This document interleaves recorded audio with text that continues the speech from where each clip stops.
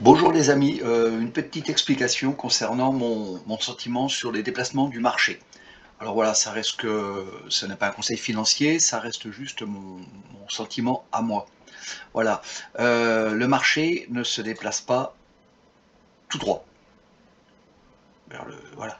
Il passe par des retracements, des accumulations, donc il va faire un déplacement qui se représentera comme ceci.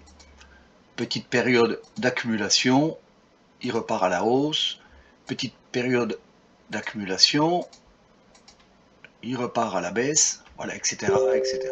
Voilà. Nous allons aller voir sur le marché en weekly, sur le BTC, comment ça peut se représenter. Nous avons bien une montée, une jambe haussière, cette jambe haussière qui est comme ceci. Nous avons une période d'accumulation, une nouvelle jambe haussière, une période d'accumulation,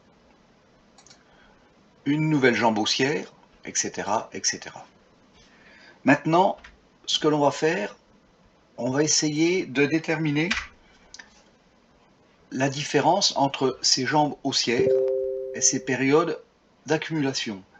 Alors je vais dessiner une zone d'accumulation entre le point le plus haut qui suit la jambe haussière et le point le plus bas. Nous avons donc cette zone d'accumulation, d'accord, suivie d'une jambe haussière et d'une nouvelle jambe d'accumulation. Donc je détermine le point haut qui suit la jambe haussière, le point bas de cette jambe haussière et je trace cette nouvelle zone. Et nous avons ensuite, à partir de là, une nouvelle jambe haussière. Or, on peut se rendre compte que entre cette période d'accumulation et cette jambe haussière, et cette accumulation qui suit la jambe haussière suivante, nous n'avons pas de croisement, non pas de clôture. On ne regarde pas la mèche, hein, on regardera la clôture. On n'a pas de clôture sur la zone d'accumulation précédente. On peut le voir, je pense aussi, ici. Ce qui est moins facile à voir. Le point haut, le point bas. Si on zoome un petit peu,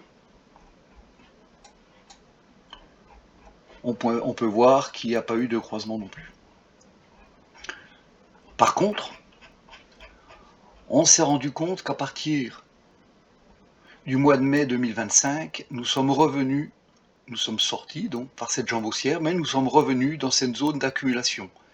Ce qui pouvait nous faire penser à un retour imminent, rapidement, en changement de structure. Donc je vais retracer cette accumulation. Donc nous avons cette dernière jambe haussière, nous avons vu qu'elle va croiser, qu'elle a croisé, donc le point haut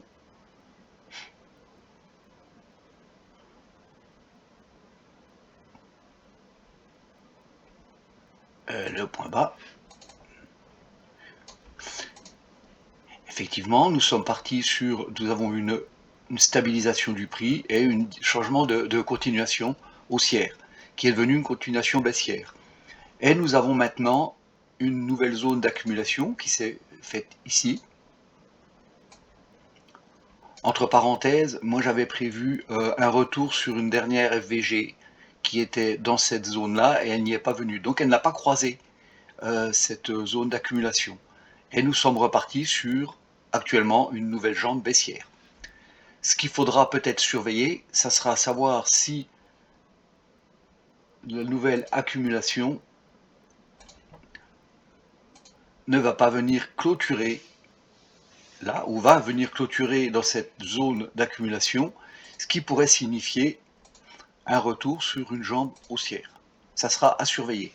Voilà, j'espère que cette petite explication vous a plu. N'hésitez pas à liker cette vidéo, à me mettre un petit pouce si vous l'avez bien aimé. À bientôt!